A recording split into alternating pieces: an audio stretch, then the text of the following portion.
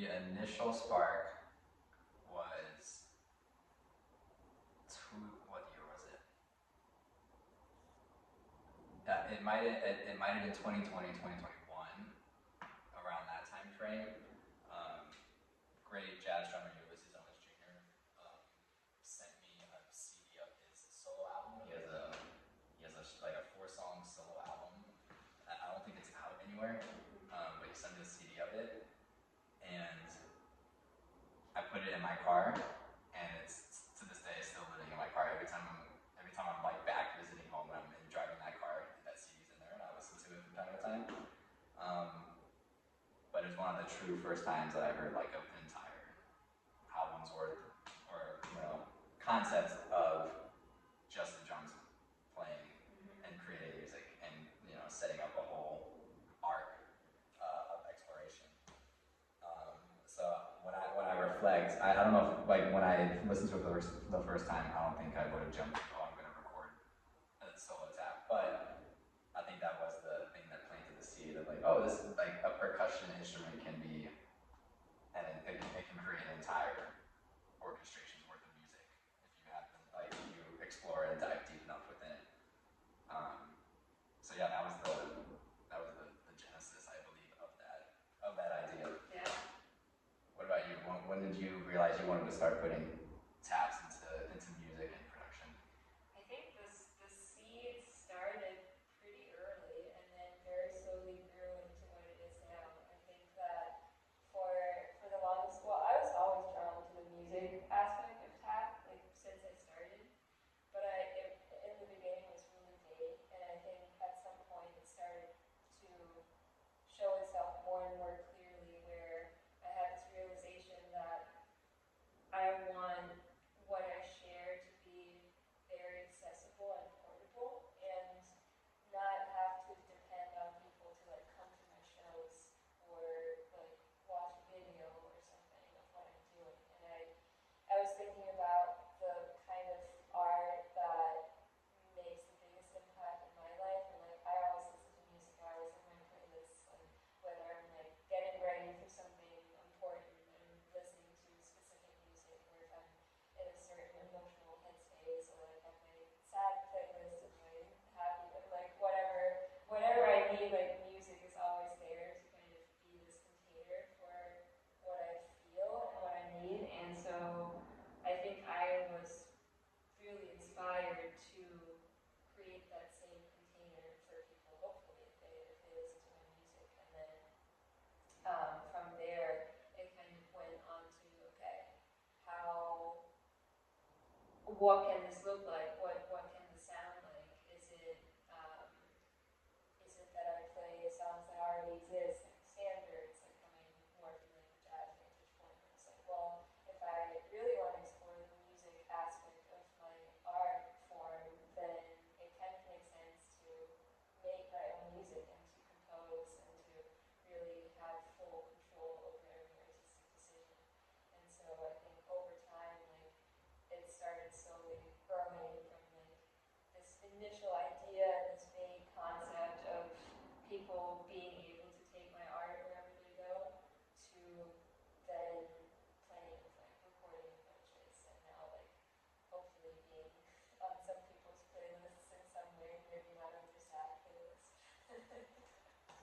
Have you, like, when you're composing, like, do you kind of have that approach, like, oh, I want this composition to make people feel this emotion or that emotion, or like, I think it's more from the inside out. Like, I feel something and then I kind of put something out there. It's all very abstract. It's never that I go in and, like, I'm going to write a sad song, or, like, I'm going to write a song about flowers.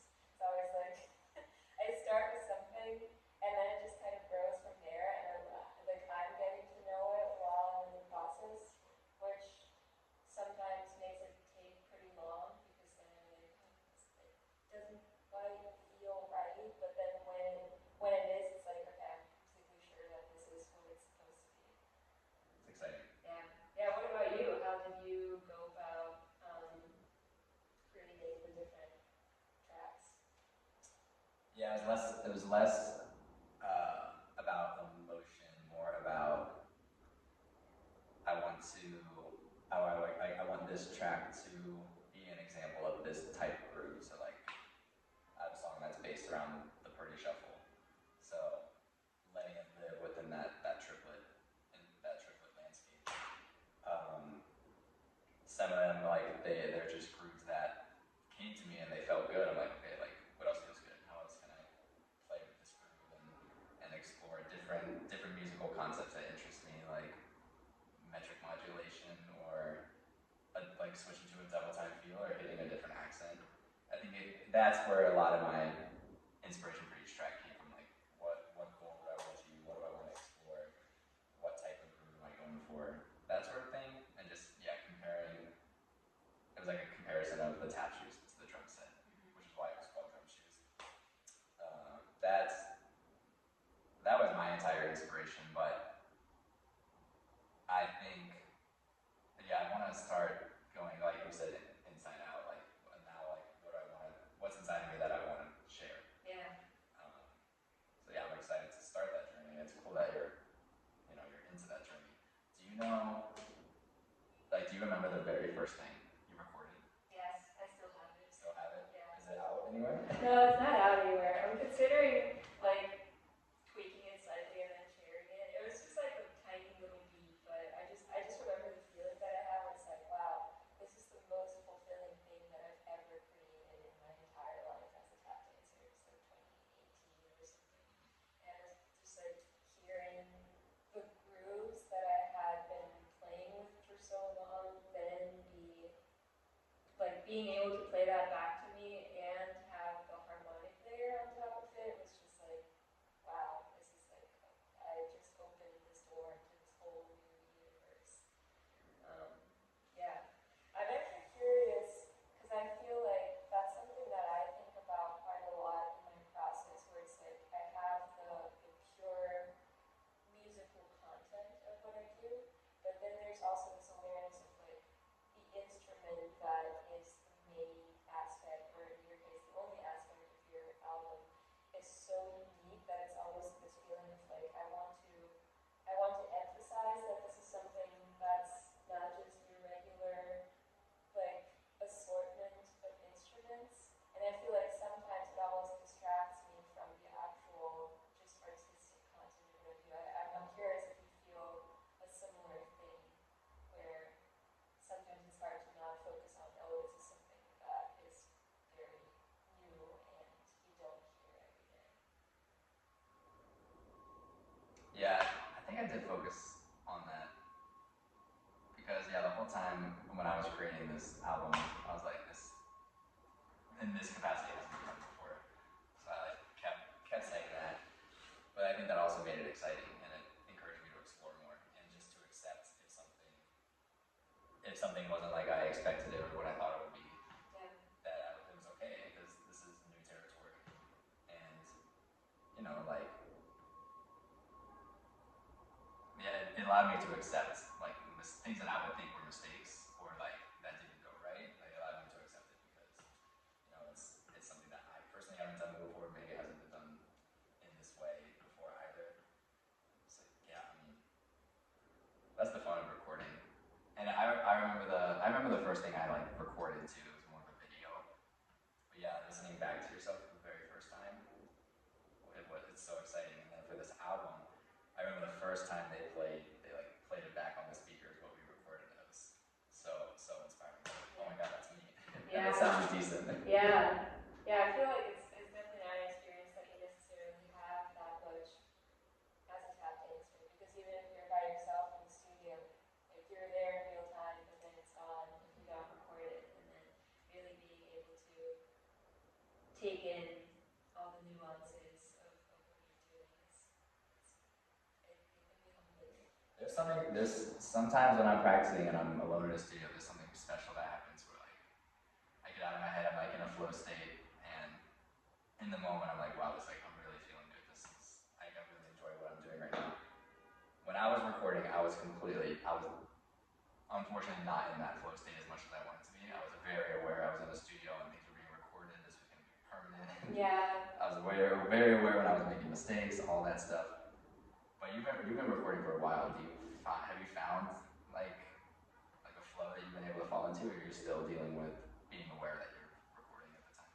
I definitely deal with that still. I think that's normal because you know it's gonna stick around, and then like sometimes I get in my head, it's like, oh, people are gonna listen to it, and like it needs to be perfect. But I think I'm able to kind of detach from that when I get less precious about the things that I track. Like the project that I'm working on right now, I just dumped a bunch of overdubs into the track, and I'm gonna deal with that in the production step. I'm just gonna like put out everything and just like have different takes, different ideas, and then if one take's in there where one note is not where I want it to be, then like I have like 10 other takes that I can choose from. So, because I think that's kind of one of the challenges to make recording feel as organic as a live performance, and giving myself that sort of like, this doesn't have to be that one take. Like I can also, if I do it solo, it's not terrible to like splice different takes together if one of them had a nice thing and the other one had a nice thing at the end. So yeah, but I think I don't know if that ever goes away to music being more in my head anymore, because it's also like there's not as much room for imperfection. I guess depending on what you're going for, if you want it to feel more live, then there's a little more leeway. But if it's like super produced, then yeah, you got the grid. That's always there. I was listening to an interview last night actually. It was between an interviewer and an actor. Mm-hmm. So this is more, it's not based on music. But the actor said something interesting, that the first take of something is you reacting to what's happening. Every take after that is you acting. And I remember there was multiple instances when I was recording where the first take felt okay. Like it was okay. I could have taken it. Like it would have been fine. And so I would do it. Like I would like, oh, let's do another. We have the time. Like let's try again and again and again. And like it got to the point where like each take just like kept getting worse and worse and worse. To the point where like, okay, I need to step away. Like let's take a break. Let's get out of this room, reset, and then come back in. And then the one after that usually was the one we took. So I like what you were talking about makes me think about like just multiple takes. Yeah. Is everything on your album completely one take? No. You mean like each like song? Like each song. For the most part, yes. I would be lying if there was one song that I had to redo a section. Yeah. It's called Pocket. I'll be transparent. It's called Pocket, and there's a really fast double time section that I recorded so many times. I kept missing sounds, or I would kick a microphone. Yeah. So that's something that we had to splice and dub and put in the new part. But yeah, for the most part, everything else is a through take. Yeah. Yeah, that's definitely good practice to like have this being in the flow, but then also keeping the focus up so that you have like an entire take. I wanted to ask you about musical inspirations. Like, who were you listening to? Who's in your playlist that like had a direct or indirect inspiration to your recording as an artist? Yeah. I know we both like T-Ron. Oh yeah, definitely T-Ron. I think there's like two pockets of artists that continuously inspire me the most. I think one of it is like UK London producers like Jordan Kai, Tom Misch, kind of that whole scene, because like the production is just so good and they're able to convey such specific emotional landscapes through their music, and it's always an interesting different sound. Like obviously it's within a certain kind of stylistic language, but I feel like every time that they put something out, or like Alchemist, or like anything in that vein, it's really interesting. And if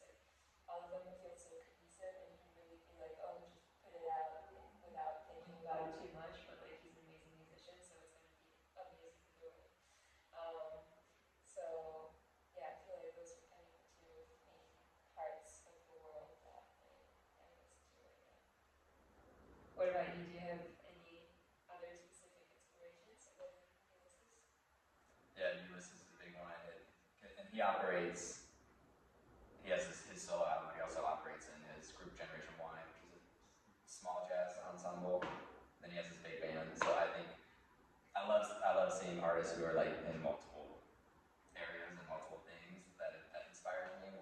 It can be multiple things in music or multiple things outside of music.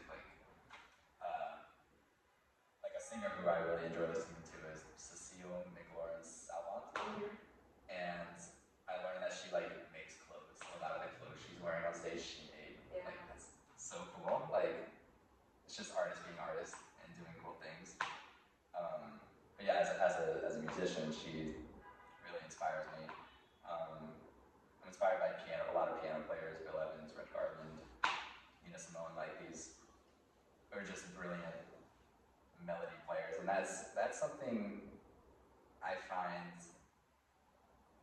that I struggle with as a tap dancer. Like I wish I could play melody like a piano.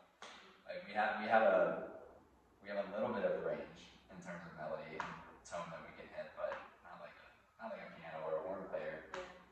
So I try to let other instruments inspire me as much as possible. Now I just did a thing with the drums, but I'm still heavily inspired by other melodic instruments.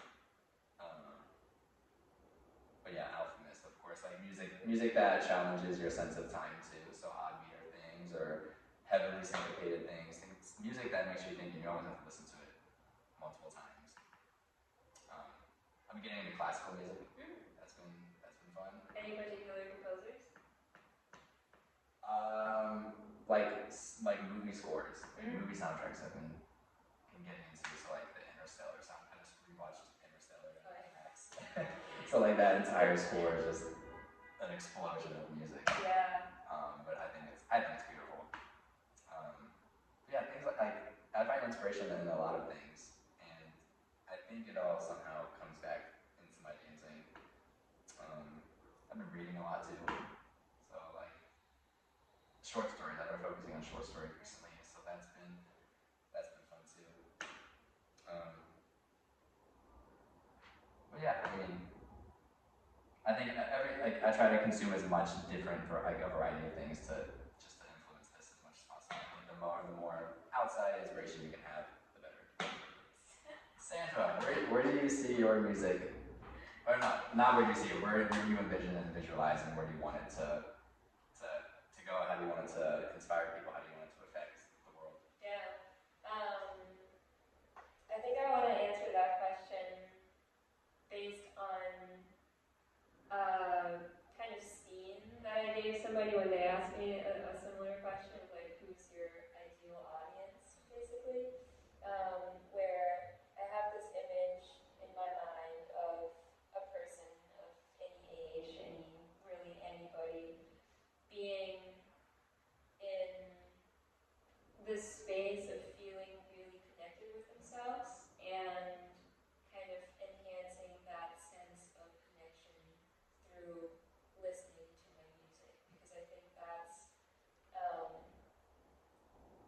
the kind of music that influences me most when I feel like, I'm feeling a lot, whether that's like easy emotions or not so easy emotions. Like when I really feel like the music is really providing this container for me to, just feel and to be human and to really experience my humanness in all its capacity. I think that is my ideal situation where people listen to it, or where when they listen to it, they get into a certain headspace that helps them be a more connected version of themselves and show up in the world as the best version of themselves. And I hope that as many people as possible feel that connection with my music. And I think generally I'm really leaning towards the entire producing, releasing aspect right now. I mean, I love performing, and I'm always excited to have any opportunity to perform, but I think the things that happen in the studio have another element to them that really fascinates me, where it's this sense of what I put out is eternal, and no matter if I'm actively doing this thing right in this moment or not, people will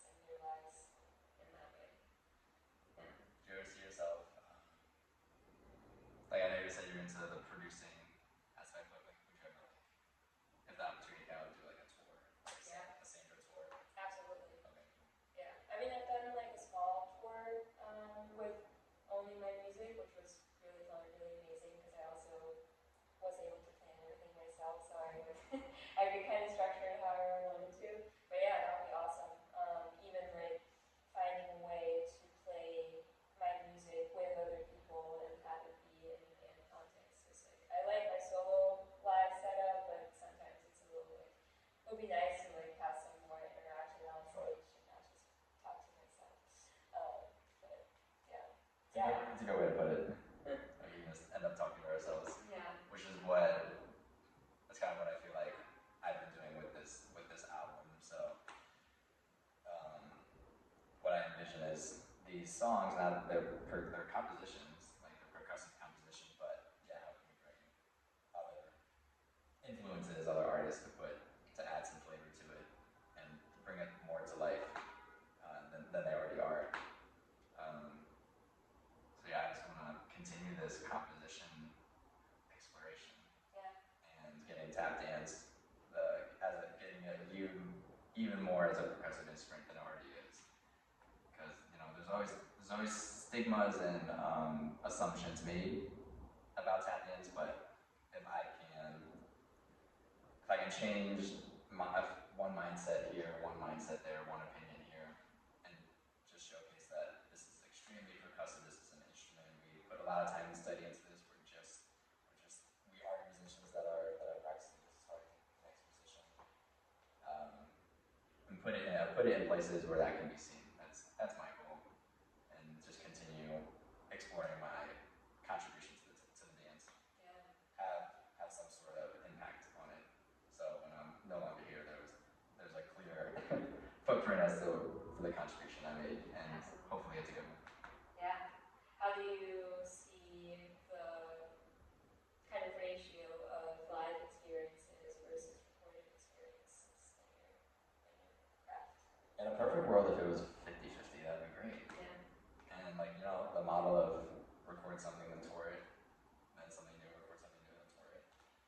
That would be cool. But my introduction to tap dance and my love for it is in performing. So I think the more I can do that, the better. Just being on stage makes me happy. It's what I've always enjoyed since I was 3, 4 years old. Yeah. And yeah, just knowing that I'm directly affecting the people in front of me. It's like, I don't know, the shoes make me feel like I have superpowers. I don't know if you feel that way. Like I found myself, I'll be in situations where you and we're both introverted. We share that. Oh, yeah. Like quiet, introverted people. But I find just putting my shoes on, I'm already like more outgoing. Like I'll be nervous at a jam session, but then I put the shoes on, like, okay, now I feel like I can stand up and go be ready. Or the shoes are on, like, oh, I can go talk to this person. Like I feel fine doing that. So my love for the art form is in the shoes on the stage, sharing what I've created or what I've learned